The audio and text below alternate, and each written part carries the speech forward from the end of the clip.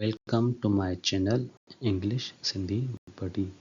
महिरबानी करे मूंखे सब्सक्राइब कंदा, शेयर कंदा ऐं लाइक कंदा। अॼु जो असांजो टॉपिक आहे प्रोनाउन ज़मीर। प्रोनाउन अहिड़ो लफ़्ज़ आहे जेको इस्म जी जाइ ते इस्तेमालु थिए थो। मिसाल तौरु अली सुठो शागिर्दु आहे, हू महिनती आहे। हिते हू प्रोनाउन मतिलबु ज़मीर आहे।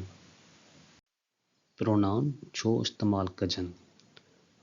वर्चा खां बचण लाइ, जुमिलो आसान ऐं सुठो बणाइण लाइ। मिसाल अली स्कूल वियो, अली किताब पढ़ियो। बहितर ईअं थींदो त असां हिनखे हीअं लिखूं, अली स्कूल वियो, हिन किताब पढ़ियो। त हिते हिनखे अली जी जॻह ते यूज़ कयो वियो आहे, इस्तेमालु कयो वियो आहे, तंहिं करे हिन प्रोनाउन आहे, ज़मीर आहे। पर्सनल प्रोनाउंस ज़ाती ज़मीर आहे। मां, शी, हूअ, इट, इहो, वी, असीं, ते, उहे। ही सभु पर्सनल प्रोनाउंस आहिनि।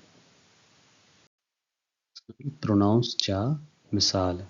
पर्सनल प्रोनाउंस जा जुमलनि में मिसाल। आई गो टू स्कूल, मां स्कूल वञा थो। ही रीड्स द बुक, हू किताब पढ़े थो। शी सिंग्स, हूअ ॻाए थी। दे प्ले, उहे खेॾनि था। पॉसेसिव प्रोनाउंस मिल्कियत वारा ज़मीर। माए मुंहिंजो, यूअर तुंहिंजो, हिज हिनजो, हर हिनजो, आवर असांजो, देयर उन्हनि जो। सभु पॉसेसिव प्रोनाउंस आहिनि। डेमॉन्स्ट्रेटिव प्रोनाउंस इशारे वारा ज़मीर।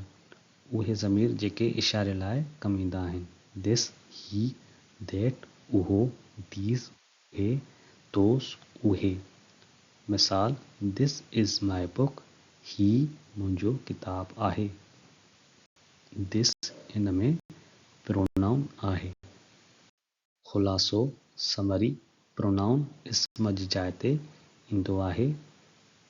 प्रोनाउन जुमिलो आसान बणाईंदो आहे। प्रोनाउन मुख़्तलिफ़ क़िस्मनि जा हूंदा आहिनि।